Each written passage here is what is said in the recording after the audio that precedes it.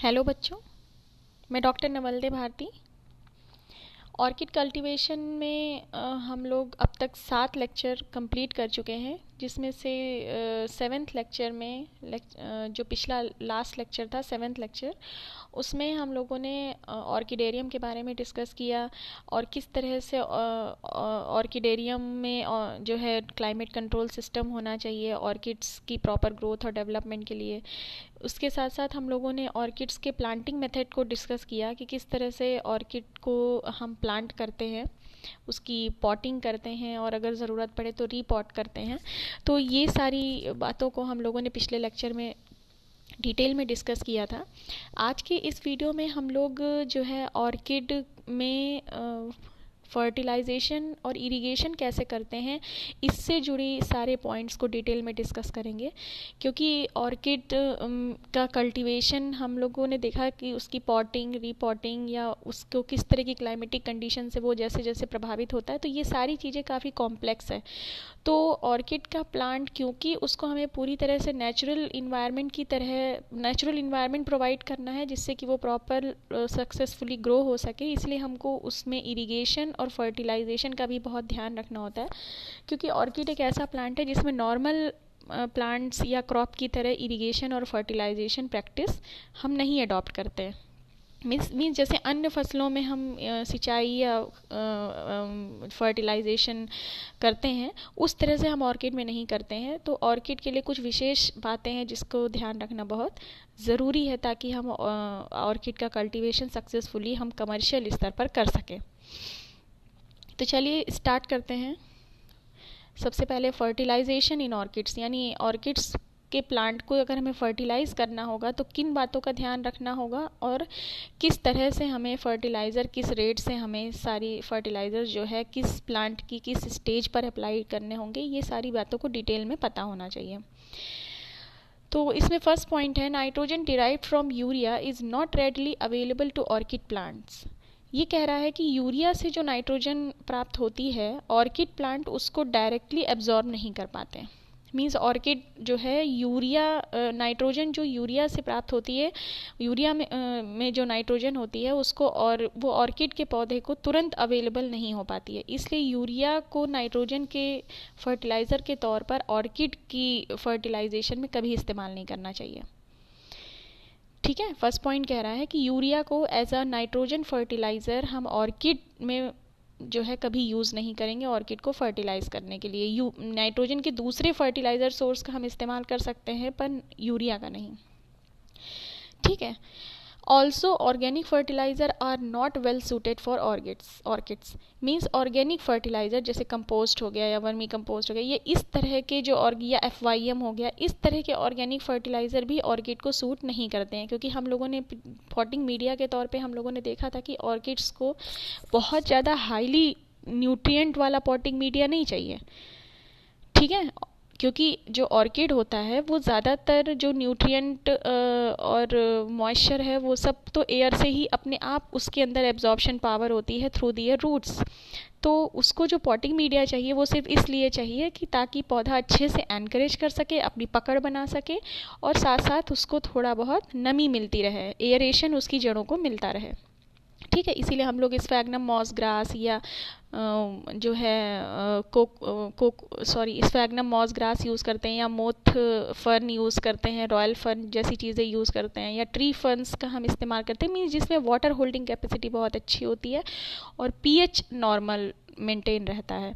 साथ ही साथ हम लाइट सैंड वगैरह का भी इस्तेमाल करते हैं। और भी हम लोगों ने देखा था वर्मीक्यूलाइट पर लाइट और पेबल्स, ग्रेवल्स, ये सारी चीज़ों का इस्तेमाल करते हैं। मीन्स बहुत ज़्यादा आपने देखा होगा कि कोई पॉटिंग मिक्सचर हम वैसा नहीं बनाते कि सॉइल, FYM या दूसरे ऑर्गेनिक मैटर को मिला करके हम जैसे सामान्य पौधों को पॉटिंग के लिए इस्तेमाल करते हैं, हम वैसा पॉटिंग मिक्सचर नहीं बनाते।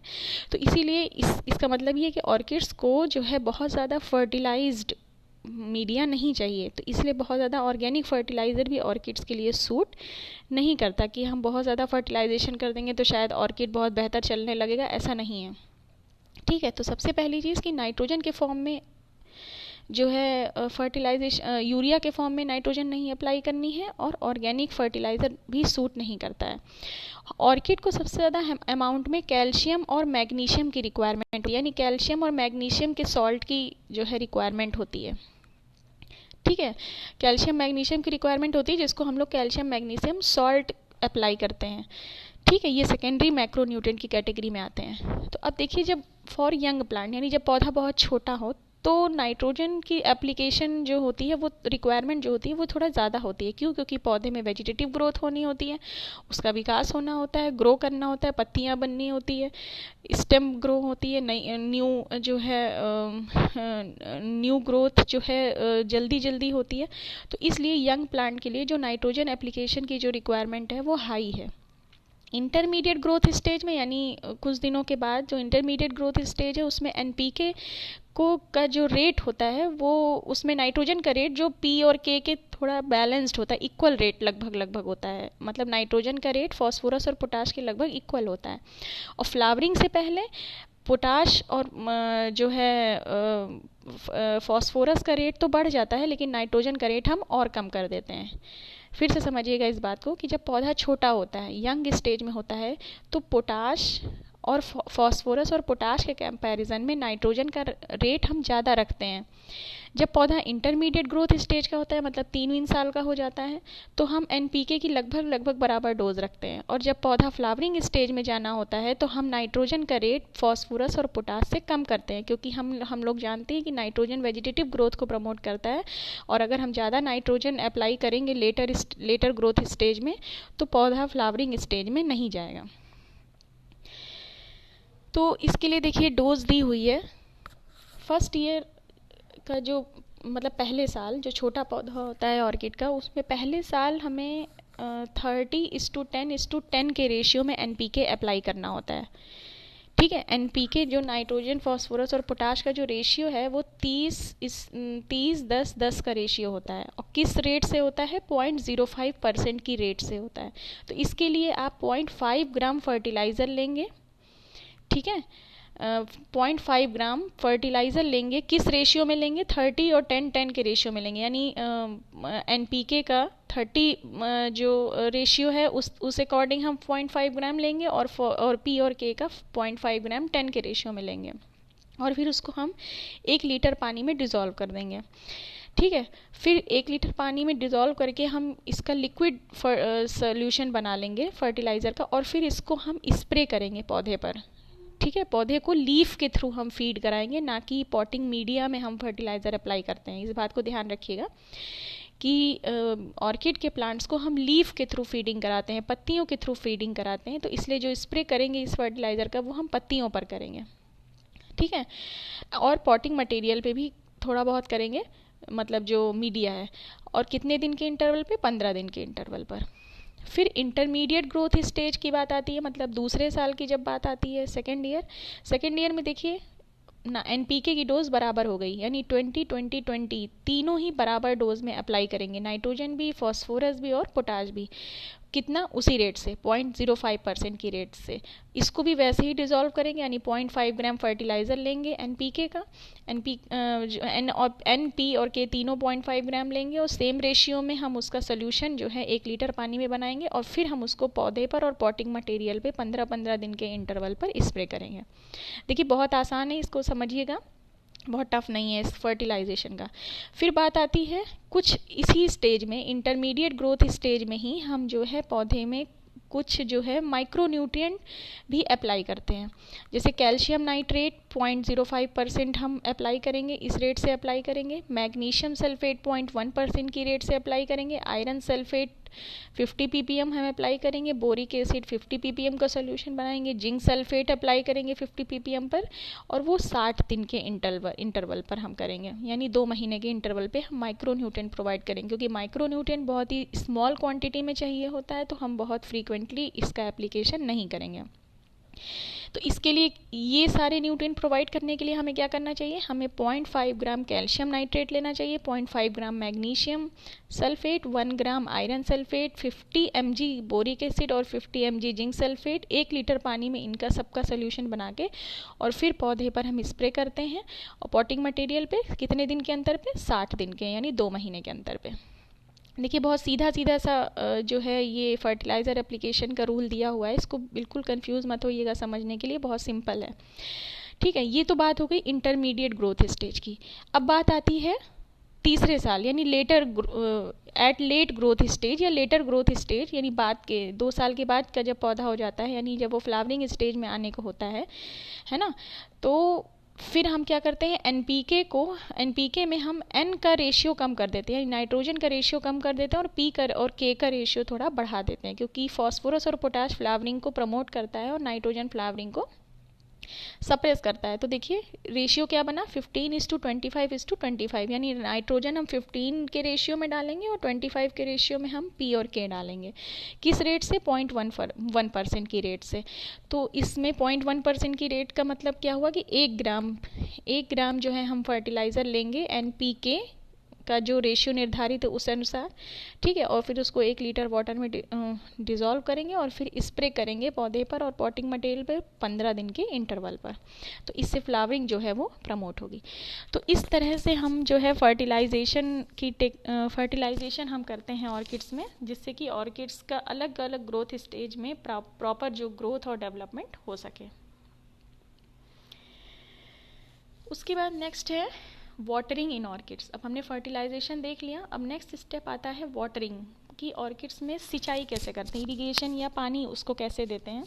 तो देखिए वाटरिंग की जहाँ तक बात आती है तो ऑर्किड्स को कितना वाटर चाहिए कितना नहीं, ये भी बहुत जो है सोच समझ के करना चाहिए। देखिए वैसे तो ये ह्यूमिडिटी इसको बहुत ज़्यादा चाहिए, ऑर्किड के प्लांट को जो है 50% से ज़्यादा ह्यूमिडिटी चाहिए एटमॉस्फेयर में। तो ये एटमॉस्फेयर में जब 50% से ज़्यादा ह्यूमिडिटी रहती है तो ये ऑलरेडी इसकी जो रूट्स वगैरह होती हैं वो एटमॉस्फेयर से मॉइस्चर एब्जॉर्ब करती हैं।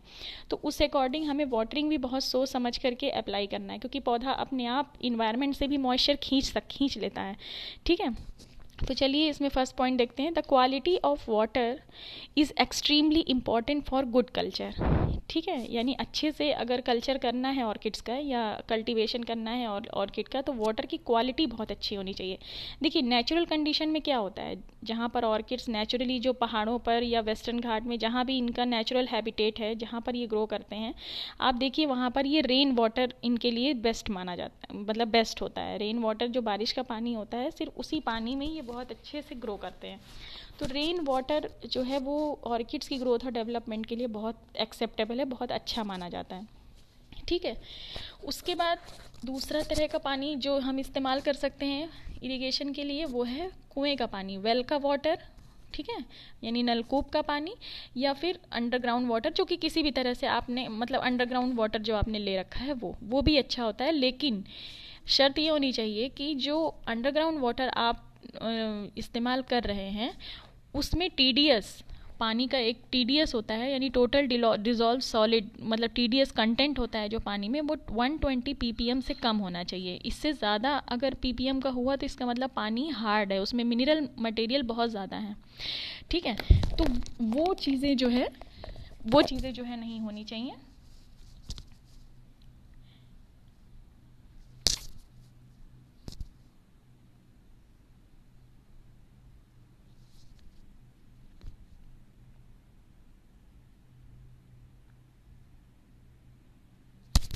सॉरी। ठीक है, तो जो है ऑर्किड्स में जब तो जो वेल वाटर और अंडरग्राउंड वाटर का अगर हम इस्तेमाल कर रहे हैं तो उसमें TDS का कंटेंट जो है वो 120 ppm के बिलो ही रहना चाहिए।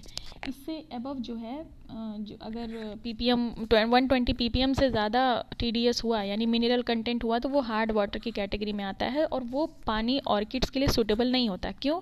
क्योंकि उससे होता क्या है कि ये जो पानी जैसे जैसे पौधा खींचता है तो उसकी पत्तियों में जो स्टोमेटा वगैरह है या पोर्स हैं उसमें ये मिनरल मैटर धीरे धीरे इकट्ठे होने लगते हैं, डिपॉजिट होने लगते हैं और जो लीफ में जो पोर्स हैं या स्टोमेटा की जो ओपनिंग्स हैं वो बंद हो जाती हैं। मिनरल वहाँ पर इकट्ठा होना लगता है। तो इसलिए हम हार्ड वाटर जो है वाटरिंग के लिए ऑर्किड्स में कभी भी यूज़ नहीं करेंगे। The best water is water processed through a reverse osmosis system. या फिर अगर हार्ड वाटर है आपके पास तो उसका एक तरीका ये है कि आप उसको आरओ से प्रोसेस करा दें, यानी आरओ का वाटर यूज़ करें।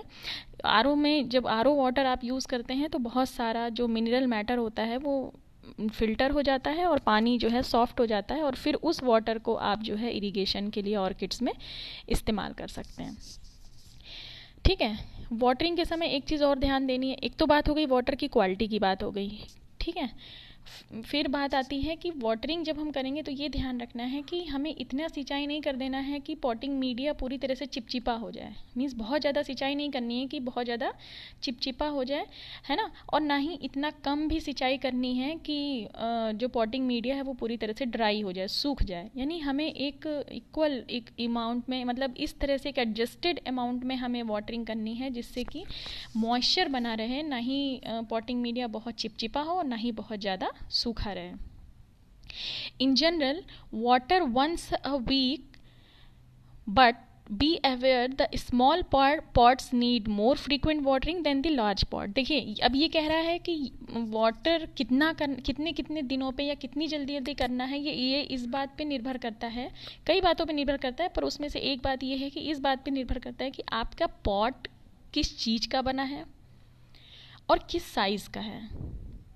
देखिए दो बातें हैं, कितने कितने दिन पे ऑर्किड को इरिगेशन करना है, ये दो चीज़ों पे निर्भर करता है। एक तो है कि किस पॉट में ऑर्किड आपका प्लांट है और कितने साइज़ का पॉट है। अगर पॉट का साइज़ छोटा है तो आपको हफ्ते में एक बार सिंचाई करनी है, यानी जल्दी सिंचाई करनी है। कम सिंचाई करनी है पर जल्दी जल्दी करनी होती है। क्यों? क्योंकि छोटे पॉट में वाटर वो है वो बड़ी जल्दी इवेपोरेट हो जाता है, ड्राई हो जाता है मीडिया। और अगर बड़ा पॉट है तो उसमें वाटर थोड़ा लंबे समय तक टिकता है, मॉइस्चर लंबे समय तक टिकता है और जल्दी इरिगेशन नहीं करना पड़ता। साथ ही पॉटिंग मटेरियल कैसा है, यानी पॉट किस चीज़ का बना है। एक तो साइज़ वाली बात हो गई, अब दूसरा है कि पॉट किस चीज़ का बना है। क्ले का पॉट है या प्लास्टिक का पॉट है। अगर क्ले का पॉट है, मतलब मिट्टी का पॉट है, तो आप उसमें जो है इरिगेशन जल्दी करना पड़ेगा, मतलब वाटरिंग उसमें जल्दी देनी पड़ेगी। क्योंकि जो क्ले पॉट होता है, मिट्टी का जो गमला होता है, उसमें जो है वाटर लॉस जल्दी होता है और मीडिया बहुत जल्दी सूखता है, जबकि जो प्लास्टिक पॉट है वो जल्दी ड्राई नहीं होता है ना। तो ये भी बात जो है वो डिपेंड करती है कि क्ले ऑर्किड पॉट्स में जो है, जो क्ले के पॉट्स होते हैं यानी मिट्टी के जो पॉट्स होते हैं, इनमें पोर्स होता है। तो इन पोर्स के माध्यम से जो वाटर है वो जल्दी जल्दी ड्राई हो जाता है। और प्लास्टिक पॉट में किसी तरह का जो है पोर्स नहीं पाए जाते, इसलिए वो जल्दी ड्राई नहीं होते हैं। तो सिंचाई कितनी जल्दी जल्दी करनी है, ये एक तो इस बात पे निर्भर करता है कि पॉट का साइज़ क्या है, और दूसरा इस बात पे निर्भर करता है कि पॉट किस चीज़ का बना हुआ है। फिर उसके बाद एक चीज़ और भी है जो डिसाइड करता है कि पानी कितनी जल्दी देना है, वो है ऑर्किडेरियम का जो क्लाइमेटिक कंडीशन कैसी है। मीन्स आपके ऑर्किडेरियम का टेम्परेचर क्या है, एयर सर्कुलेशन कितना है, लाइटिंग कितनी है, हीटिंग कितनी हो रही है, ये सारी चीज़ें भी, और मौसम कैसा है, ये भी चीज़ें जो है डिसाइड करती हैं कि आपको सिंचाई कब करनी है। अगर टेम्परेचर या एयर सर्कुलेशन, हवा का बहाव बहुत ज़्यादा है या थोड़ा हीटिंग ज़्यादा है, तो ऑब्वियस सी बात है कि इरिगेशन जल्दी करना पड़ेगा, क्योंकि प्लांट जो है वो जल्दी ड्राई अप होगा।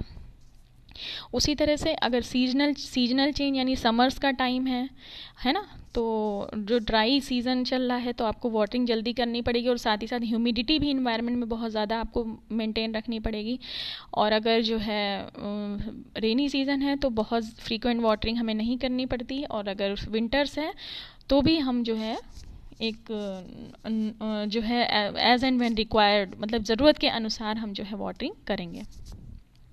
एक और तरीका है समझने का कि पौधे को सिंचाई करना है या नहीं। मतलब अगर आप इसका कल्टीवेशन कर रहे हैं और नहीं समझ पा रहे हैं कि पौधे को इरिगेशन चाहिए कि नहीं, तो एक सिंपल सा तरीका है कि जो पॉटिंग मीडिया है जिसमें कि ऑर्किड प्लांटेड है, उसमें अपनी फिंगर को जो है आप 1 इंच गहराई तक लेके जाइए, तो वहाँ अगर आपको मॉइस्चर, नमी जैसा फील होता है, तो आप समझिए कि अभी जो है इरिगेशन की ज़रूरत नहीं है। ठीक है। और अगर बहुत सूखा, बहुत ड्राई फील होता है, मीन्स नमी आपको नहीं लगती, तो आप उसमें इतना इरिगेशन करिए कि बस उसमें थोड़ी नमी आ जाए। और अगर बहुत ज़्यादा चिपचिपा लग रहा है, यानी मॉइस्चर बहुत ज़्यादा है, तो बिल्कुल इरिगेट मत करिए, बल्कि उसको थोड़ा सा सूख जाने दीजिए। तो एक ये भी तरीका है कि अपनी जो है टच करके, पॉटिंग मीडिया को टच करके भी उसके मॉइस्चर कंटेंट का अंदाज़ा लगाया जा सकता है, और उस अकॉर्डिंग इरिगेशन को जो है वो एडजस्ट किया जा सकता है।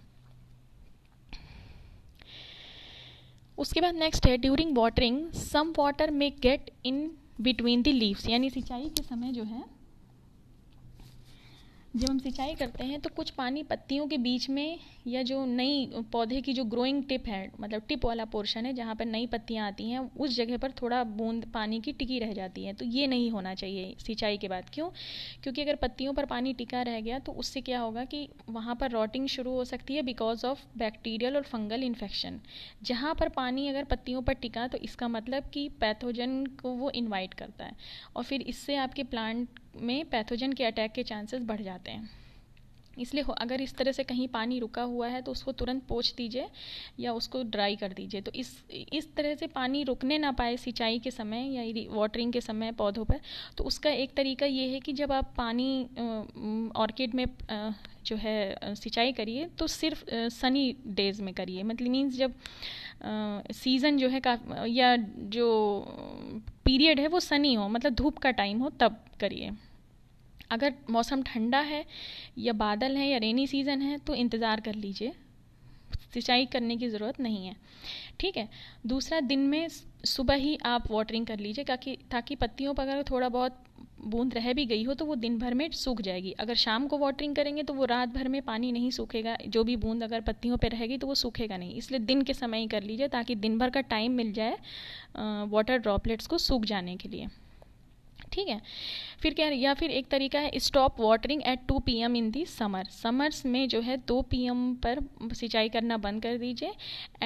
और विंटर्स में जो है 12 बजे तक आप सिंचाई मतलब कर लीजिए, उसके बाद नहीं करनी है। और स्प्रिंग सीज़न में 1 बजे तक। ठीक है।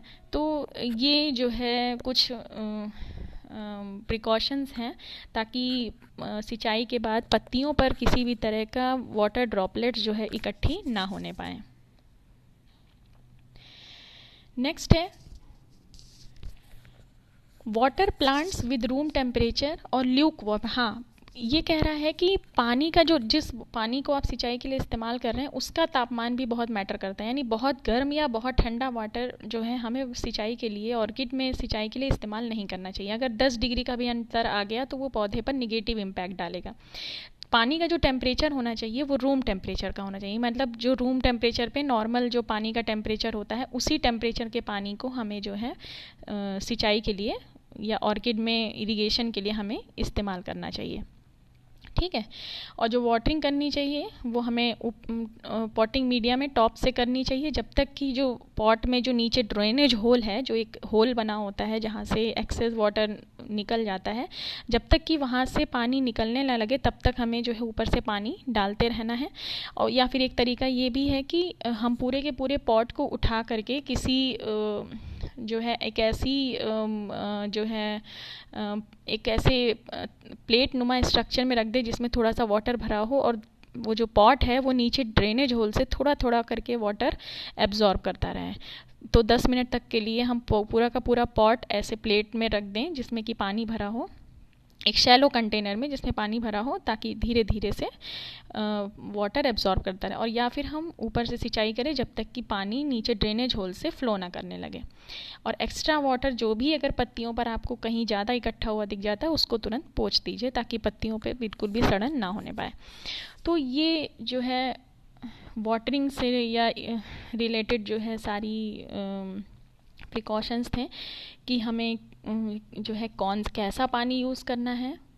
मीन्स बारिश का पानी भी सूटेबल है, अंडरग्राउंड वाटर जो कि 120 ppm जो TDS से बिलो है वो वाटर सूटेबल होता है। फिर कितने जल्दी जल्दी हमें सिंचाई करना है ये डिपेंड करता है कि पॉट का साइज़ क्या है, पॉट किस चीज़ का बना है, टेम्परेचर और क्लाइमेटिक कंडीशन मतलब ऑर्किडेरियम की कैसी है, सीज़न कौन सा है ना, ये सारी चीज़ें। और फिर वाटर का टेम्परेचर कितना है ये भी मैटर करता है, ठीक है। और पानी को पत्तियों पर टिके नहीं रहने देना चाहिए। तो ये सारी जो चीज़ें हैं, पॉइंट्स हैं, ये वाटरिंग से रिलेटेड है ऑर्किड्स के, जो बहुत टफ नहीं है, बहुत सिंपल है। अगर आप थोड़ा सा समझने की कोशिश करें तो ये बहुत ईजिली आपको समझ में आएगा, फर्टिलाइजेशन भी और वाटरिंग भी ऑर्किड्स में। तो इससे रिलेटेड अगर किसी तरह की कोई क्वेरी है तो आप लोग कमेंट सेक्शन में जो है पूछ लीजिए हमसे। उसके बाद ऑर्किड्स का एक लास्ट वीडियो और है जिसमें हम लोग ऑर्किड्स की हार्वेस्टिंग और पोस्ट हार्वेस्ट मैनेजमेंट को डिस्कस करेंगे, ठीक है। तो आज के वीडियो में बस इतना ही। Thank you.